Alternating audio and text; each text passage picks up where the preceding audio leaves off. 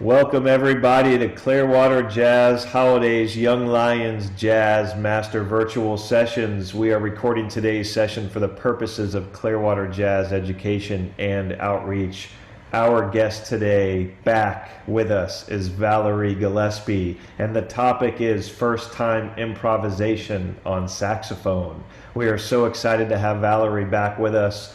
Participants in this session are muted for the courtesy of the session, but if you have questions, please feel free to use the chat feature or the raise your hand feature, and we will get those questions to Valerie. Your feedback on these sessions is very much appreciated. If you have a special session topic you'd like us to cover as well, please send that information to info@clearwaterjazz.com. We thank all of our sponsors that help to expand the reach of Clearwater Jazz Holiday education and outreach. Check out our new studio resource on our education and outreach page and our new podcast of all of these sessions. Our studio resource is brought to you by Blue Water Wealth Management at Steward Partners, and the podcast is brought to you by our friends at Marine Max Clearwater. Valerie Gillespie is an adjunct faculty member at the University of South Florida in Tampa, Southern College in Lakeland, and Hillsborough Community College in Tampa. She earned her BFA from Carnegie Mellon with a major in classical saxophone and her MM in jazz saxophone from the University of South Florida. Valerie has played with national icons including Chick Corea, Bobby McFerrin, Rosemary Clooney, George Burns, Ben Vereen, Natalie Cole, Joan Rivers, Diana Ross, Ray Charles, and many more. She has had some exciting travels and performs regularly with Chuck Owen and the Jazz Surge. Recently, Valerie has had the distinct honor of being the cover story and feature article in Saxophone Today magazine. Additionally, she leads her own jazz group that frequently performs in the Tampa Bay area and has produced numerous CDs in which she plays all the saxophones, flutes, clarinet, and sings as well. Her most recent jazz CD, Lush Life, includes music by Chick Corea and Billy Strayhorn. She is also frequently the featured soloist with the Florida Orchestra and has performed at many jazz festivals, including the Suncoast Jazz Classic and the Clearwater Jazz Holiday. Valerie, thank you so much for being a special part of these virtual sessions. The stage is all yours. Well, thank you so much. I'm glad to be here, and this is a special topic for me because I do a lot of private teaching and trying to get people to feel a little bit uninhibited to start improvising, because when people have never done it, it seems really mysterious and scary and like awful, but it seems fun too. So I want you to get to the point where you can just play some and not get crazy and not have like unrealistic expectations, but to just understand that these things can make you sound like you know what you're doing very early in the game, okay? So the two basic things that you have to think about when you're playing are the rhythm that the group is playing with you, and then the notes, okay? Let's start with the rhythm, because I think the rhythm is really more important, and it's what people have a tendency when they're first starting to try to play too many notes, and then they don't like what they did, and then they feel intimidated and they want to give up. So what I would do is just listen to the rhythm section, and if the rhythm section goes then I go and just singing it back and forth with the rhythm section gets you a little bit closer to playing, okay? Everybody who's a musician sings whether they want other people to hear them or not. So you just want to get to the point where like you can sing something along with the recording, okay? And you have to listen to the rhythm section for ideas. So if they go Dunga-dinga-dinga-dum. Then I'm going to go dunga-dinga-dinga-dum. Doesn't matter if I play exactly their line, but if I can imitate the rhythm that they are playing, then I am in the groove or in the pocket, as the jazz folks say. So when you're listening, you want to listen, figure out if it's a swing tune or if it's Latin or something like that, so that you're feeling what the group is doing. So you want to definitely listen to a track. And by the way, I'm going to just, if it's okay, Steve, I'd like to just hold up a book that is very helpful. Is that okay if I do that? Absolutely. Jamie Aebersold is very famous in the jazz improvisation world, and he has probably 200 different series. The one that I have right there is called Major and Minor. And what it is, it's just, they have tracks of just people playing, the rhythm section playing on one chord.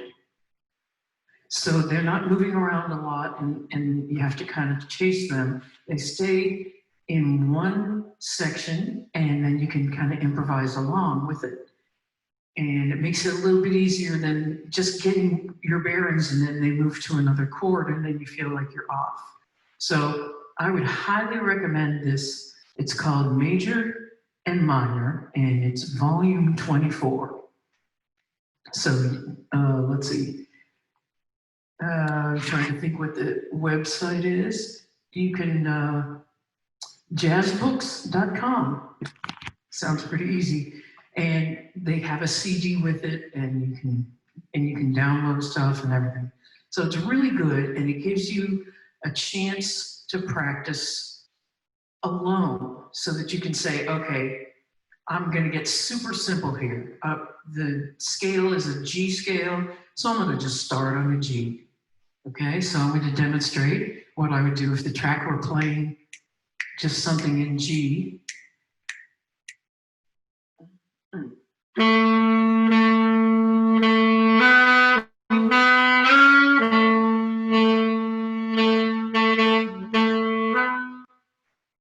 See, I'm staying very simple, but it still has some movement to it.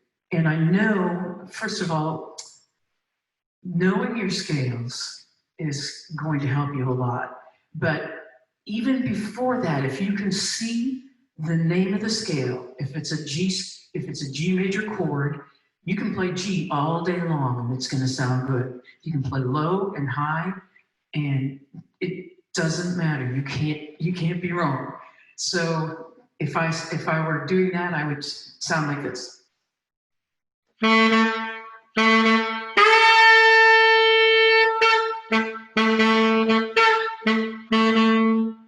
Sit in a low G and then a high G, and it blends in and it sounds good, and you don't have to be trying to think about the technique and the rhythm and the nerves and everything.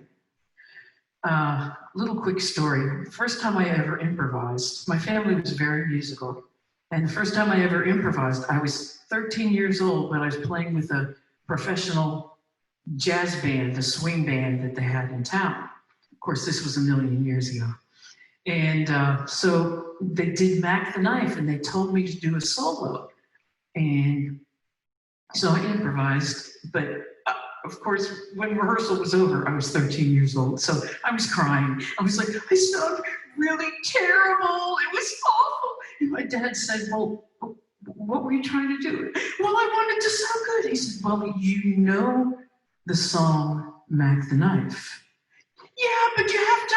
No, you don't. You can just start with that and just kind of change it a little bit, but you don't have to be some great improvisational composer. So that was a really good advice for me from my dad, which I always got. I always got good advice from my dad. He was just really my rock when it came to learning music, and he was excited that I wanted to do it. So he would always come in and you know, he'd say, have you ever heard of this song? And if I didn't know, if I hadn't heard of it, he would play it. And then I would have to try to match the notes. And that was a really good experience for me. So there we are with my initial improvisation story. So what you want to do, if you have, like if I were doing Mac the Knife, I could do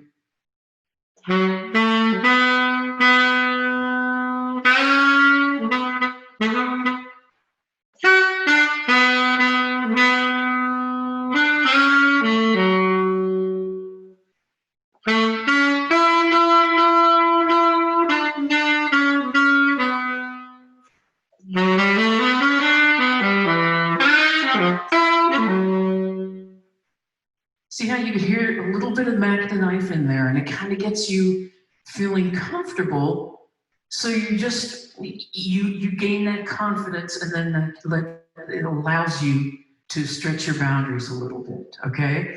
But the key, the absolute key, is to keep it very simple and embrace silence. Silence is okay.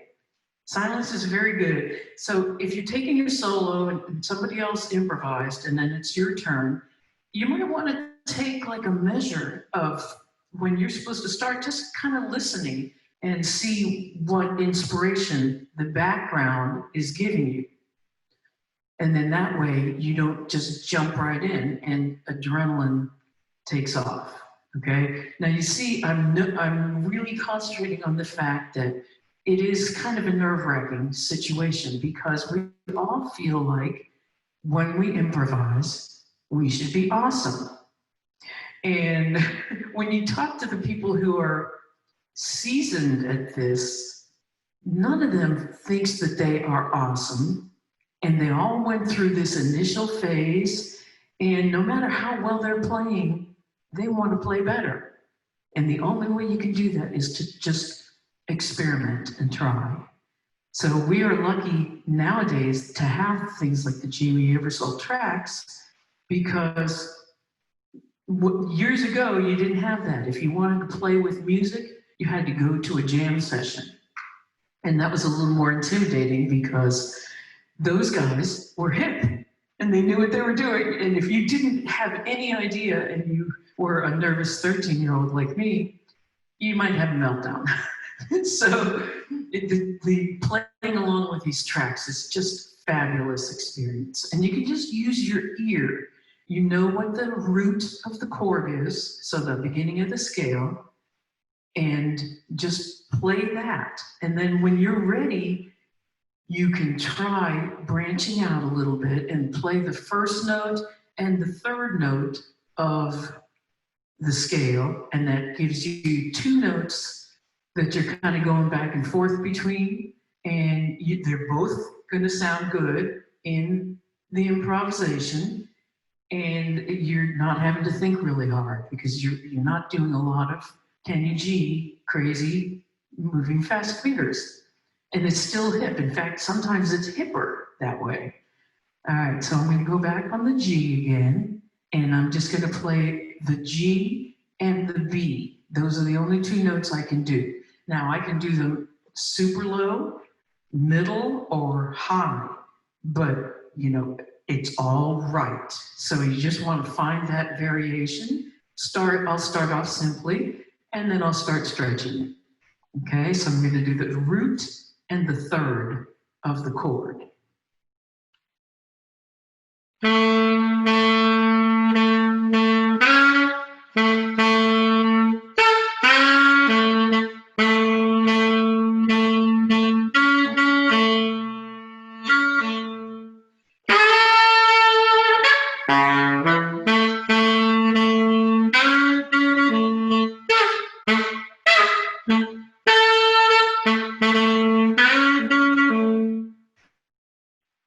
So you can kind of feel it, and you can imagine what the background is going to sound like. And if you know those two notes, which in that case I was playing G and B because that's the root and the third of the chord, then you're good. and you're going to sound good no matter what you do. Now, the next thing you want to do is you want to start adding notes like the root, the third, and the fifth. And the cool thing about it is in the Aversol, they show you the scale notes, and the ones that are the strong, good sounding notes, they darken them in. So you, just on sight, you will know a choice. You don't always have to start with the root. You could start with the third because they're showing you right there, and then eventually you learn it on root.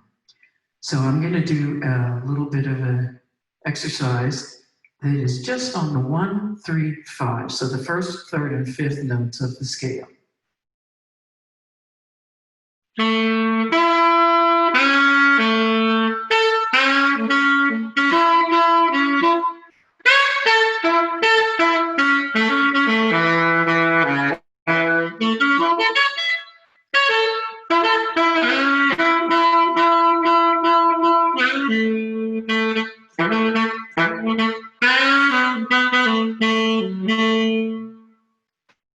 You hear it? It's a line and it's got direction, and it sounds like I know what I'm doing because I'm not really jumping out of the box too much.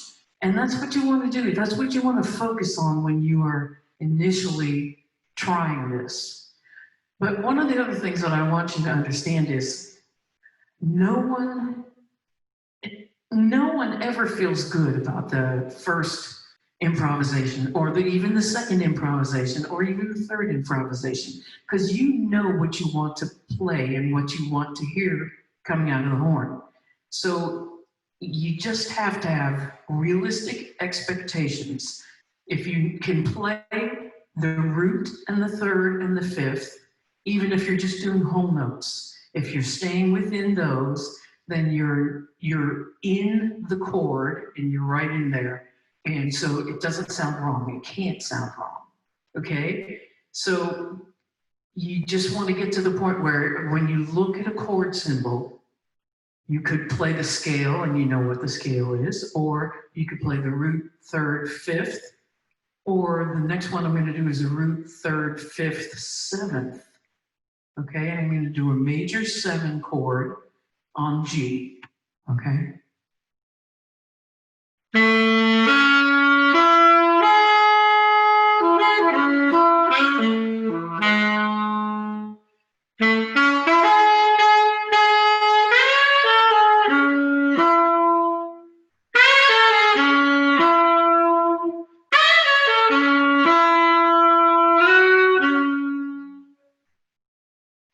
So you see how I just used different range there, and the major 7 sounds cool, and so I like that note, and so I just kind of focus on that. And that's one of the things that you want to do when you're listening to the Aversol tracks and you're trying to play with it. Make sure you listen to what the sound is that you like. If you're playing the fifth of the chord and it sounds boring to you, sounds too vanilla, then I wouldn't use that as a first choice. Third is always going to sound good. So the third note of whatever scale that you're improvising on is going to sound good. So that's a good place to start, okay? Now, let me see how I can say this. If you know your scale, you know that there are 8 basic notes. Now, in jazz, sometimes we refer to lines, like musical lines, with these numbers, like I've been doing. The 1 and the 3 and the 5, or 1, 3, 5, 7. And one of the a little bit more modern sounds is 1, 3, 5, 7, 9. Now the 9, you're kind of going, what the heck is that? Because there are only 8 notes.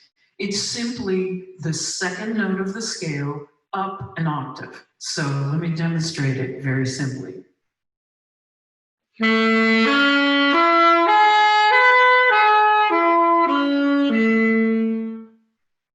So you see how I went up to the 9th of it? Now the 9 really sounds cool. At first you might think you're making a mistake. It's a jazz sound. It's not so much a classical sound. So if you haven't listened a lot to jazz, it might feel like you're doing something wrong, but you're not.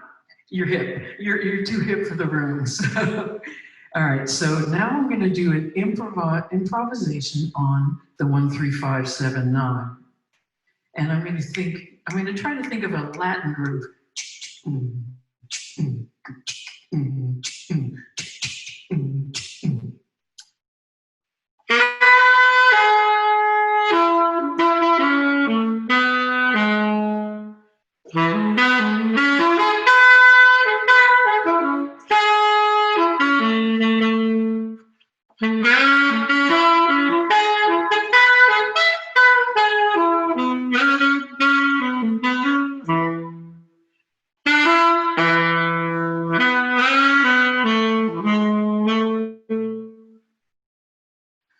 So see, and in the Abersol books, they have all those notes that I just played darkened in. So I could do the same thing on any scale. I just go to a different track.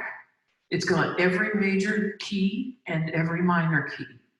So I just go to a different track and I look at those notes while the background track is playing. I listen for the rhythm to make sure that I'm feeling the groove.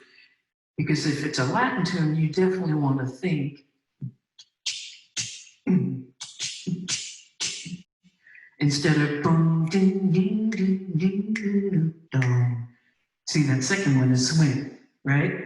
And they're both cool and they're both considered jazz.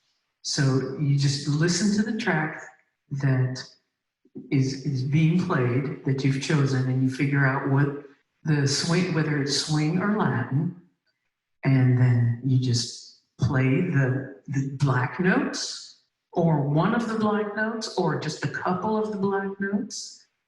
Jamie Abersol likes to have people improvise on the first, second, and third note of a scale.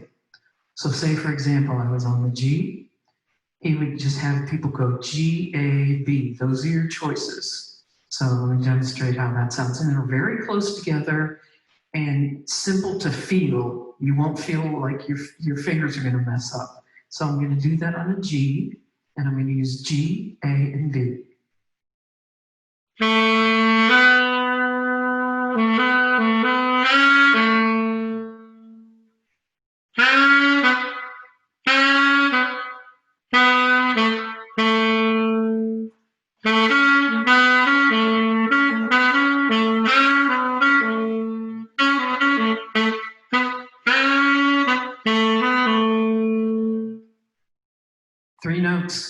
Three notes right next to each other, and it sounds good. I mean, not to sound like I'm bragging or anything, but I know that I can count on that to be within the rhythm and within the scale or the chord that is being played.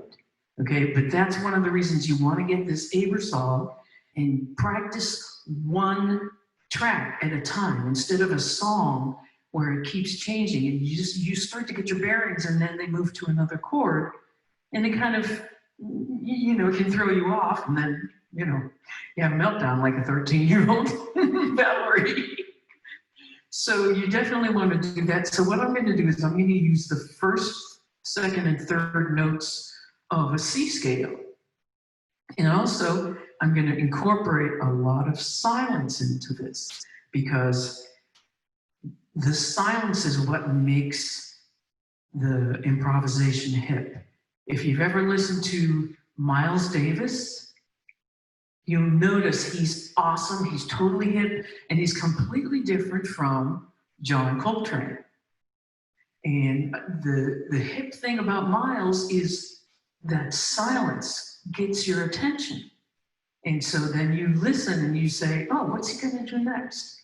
So that's what I'm gonna try to do with just these three notes, C, D, E, on a C scale.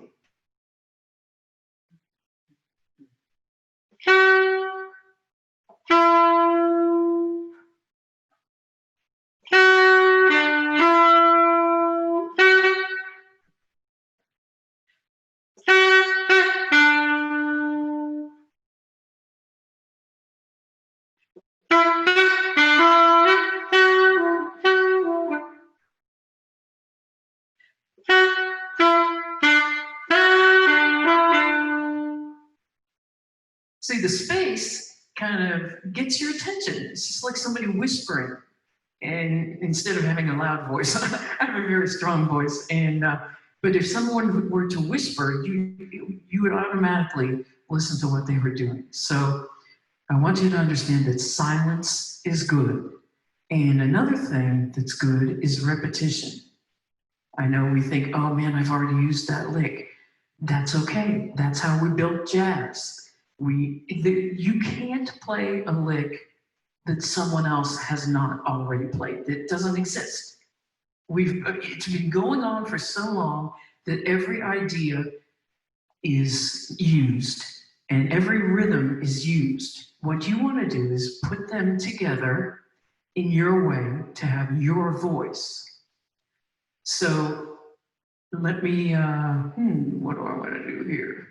I'm going to just demonstrate some repetition, and I'm going to use a swing groove in my head. Now, with swing, you're always snapping on 2 and 4. So if you know about music, you know basically often you have 4 beats in a measure, and so you don't want to snap on 1 and 3 because that's very vanilla. You want to snap on 2 and 4, and then your hip, okay? 1, 2. 1, 2.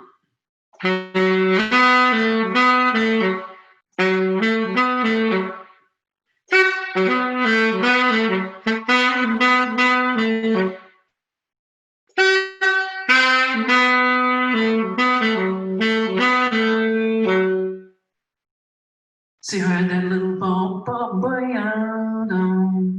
I kept that going through it, and it gives a cohesiveness to the solo.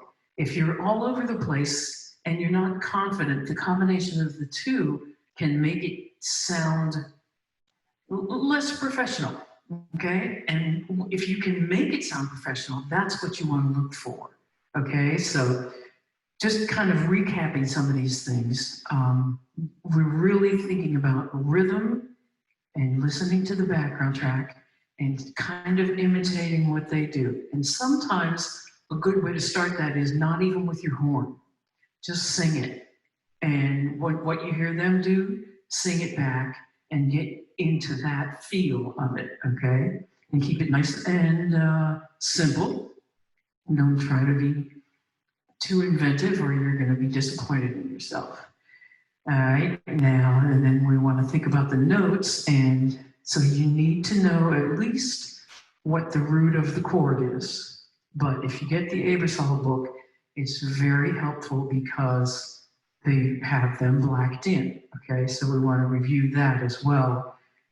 And also, you need to learn your scales. I know it seems like a drag and nobody wants to practice their scales. Professionals practice their scales every day, every single day. Doing different orders or different directions, starting from top to bottom or whatever, but you want that movement as you progress a little bit into your improvisation. You want to know if somebody said play a G major scale, that you could do that and you wouldn't have to think about what the notes are.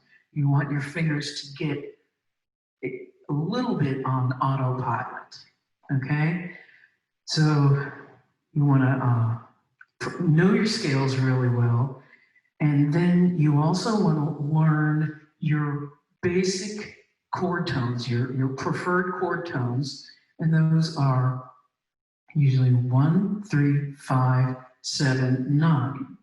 So what I do sometimes is I'll just go through the whole horn and I'll play 1, 3, 5, 7, 9 on every note, okay?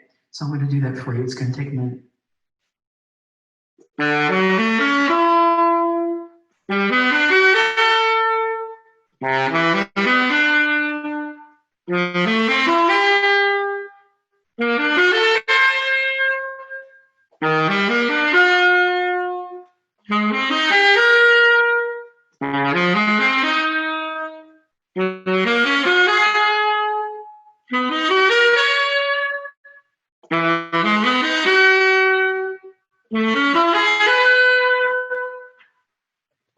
So you see how I do that? And I'm learning it on every note so that when it comes on the music and the track is on, that I have a little bit more confidence because my fingers have practiced it. And I remember very clearly when a really advanced saxophone player said to me, well, if you want to get better at improvising, sit down with this page and just play the scales, but think the rhythm, think the 4 beats and measure. And so I started playing, but I wasn't doing that because I thought, well, I'm supposed to be improvising. Okay, yeah, you do, that's our ultimate goal, but we have to do stepping stones along the way. So he said, just go through and play the scales, look at the song like it's going by, and just play the scales the whole time. And then he said, now just play the chord tones, the 1, 3, 5, 7, etc. down there. And then you get to the point where you can improvise rhythmically from those notes. So if I'm starting on the 1, 3, 5, 7, 9, I'm going to be in C. So I'm going to start on the 9 because I like that sound. So I'm going to start on a D in the mid register, and then I'll work my way down.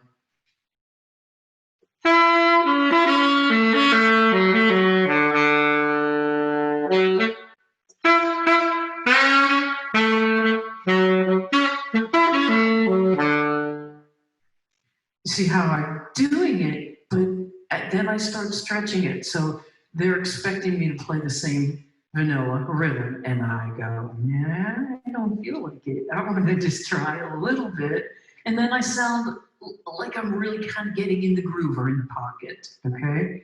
One of the final things that I want you to make sure that you're doing, you don't want to be trying to learn to play jazz, but never listening to jazz, okay? So if you are in the mindset that you want to learn to play jazz, then you have to listen to some things and see what you like. Now, for me, I've always liked Cannonball Adderley.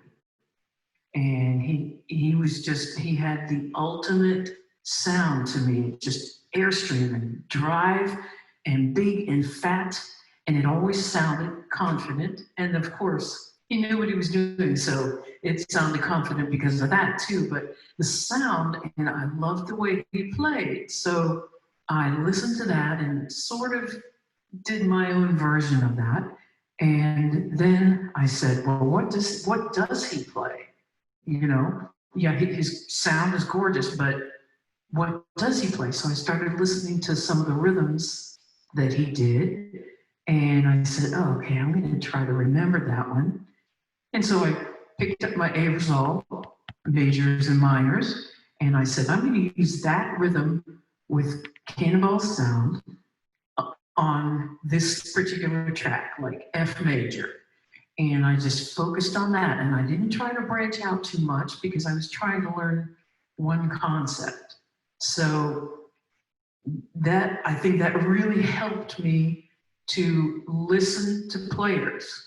And then when I'm playing, I have some idea of what I want to sound like. Because if I don't, then it ends up sounding, I don't want to say chaotic, but it doesn't sound focused. Okay?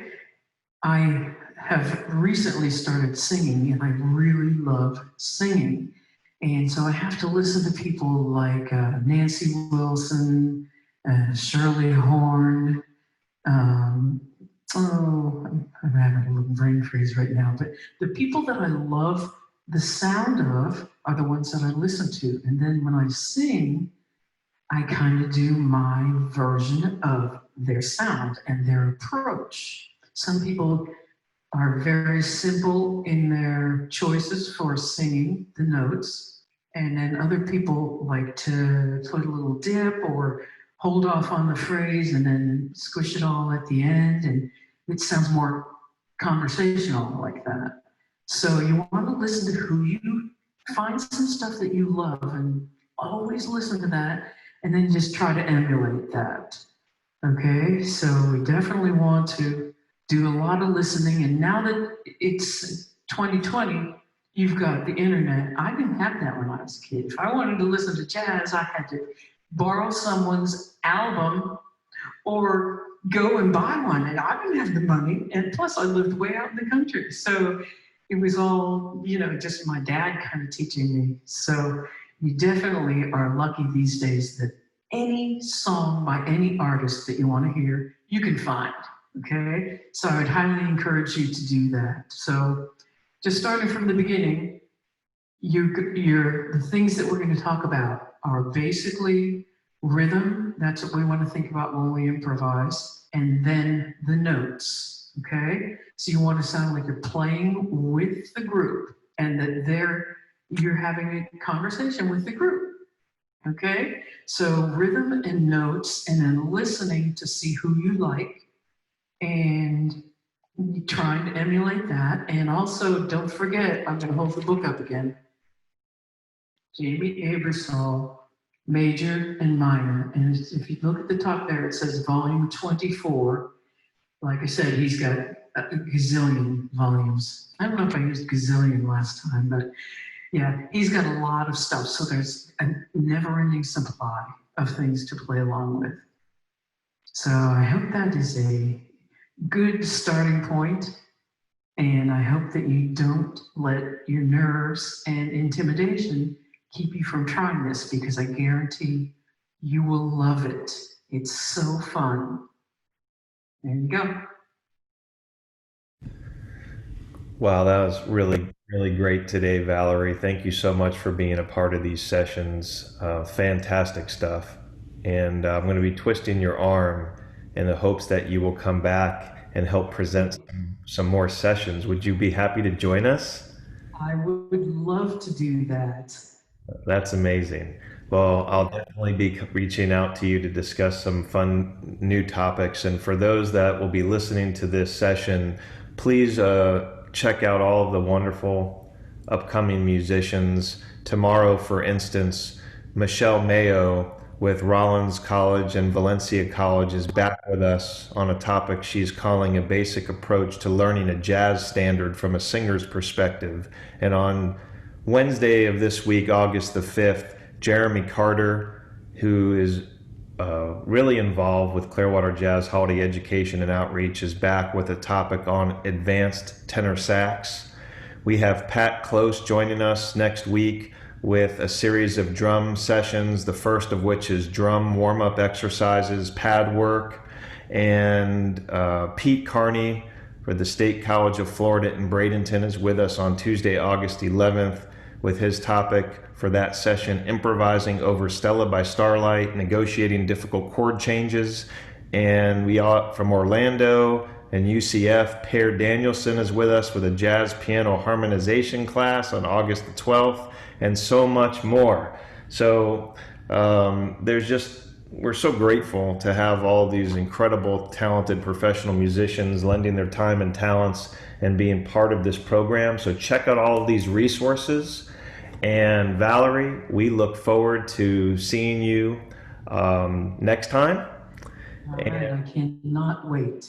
Well, thank you again for being part of this, and thank you also to the Al Downing Tampa Bay Jazz Association for helping us to do more of these sessions. So keep playing out there, everybody. Stay safe, be well, and we will see you next time. Take care.